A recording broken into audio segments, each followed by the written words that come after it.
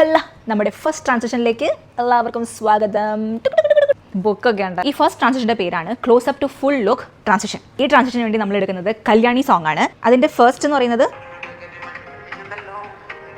ആ ഒരു ഭാഗം വന്നിട്ട് അങ്ങനെയുണ്ട്. ഐഡിയ എന്ന് പറയുന്നത് നമ്മൾ ഈ അവളുടെ കരിമഷിമിഴിയുണ്ടല്ലോ മെയിൽ പാടുന്ന പോർഷനിൽ നമ്മുടെ ക്ലോസപ്പ് ഷോട്ട്സ് ആണ് നമ്മൾ എടുക്കാൻ പോകുന്നത്.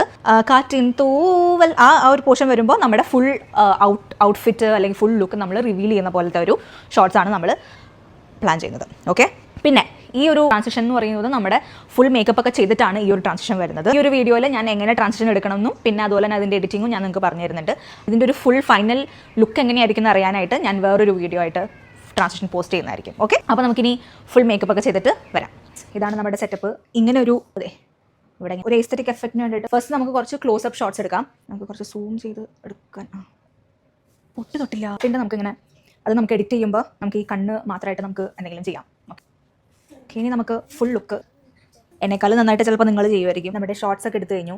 എഡിറ്റ് ചെയ്യുമ്പോൾ ആദ്യമേ തന്നെ നമുക്ക് നമ്മുടെ സോങ് ആപ്പ് നമ്മൾ എഡിറ്റ് ചെയ്യുന്ന ആപ്പിലേക്ക് ആക്കണം. എന്നിട്ട് നമുക്ക് വേണ്ട ഷോർട്സ് ഒക്കെ നമുക്കൊന്ന് കട്ട് ചെയ്ത് ആദ്യം ക്ലോസപ്പ് ഷോർട്സും അത് കഴിഞ്ഞിട്ട് ഫുൾ ഷോർട്സും ആക്കിയിട്ട് അലൈൻ ചെയ്ത് വെക്കാം. എന്നിട്ട് ബാക്കി പിന്നെ സോങ്ങിൻ്റെ ആ ഒരു പോർഷൻസ് അനുസരിച്ച് നമുക്ക് ട്രിം ഒക്കെ ചെയ്ത് കട്ട് ചെയ്തെടുക്കാവുന്നതാണ്. നമുക്ക് ഫിൽറ്റേഴ്സ് വേണമെങ്കിൽ കൊടുക്കാം. അപ്പോൾ നമ്മൾ ഫസ്റ്റ് പോർഷനിൽ കുറച്ച് ഡ്രീമി ആയിട്ടുള്ള ഒരു ഫിൽറ്റർ കൊടുക്കുന്നതായിരിക്കും നല്ലത്. സെക്കൻഡ് പോർഷനിൽ കുറച്ച് റൊമാൻറ്റിക് ആയിട്ടുള്ള ഒരു ഫിൽറ്റർ കൊടുക്കുന്നതായിരിക്കും നല്ലത്.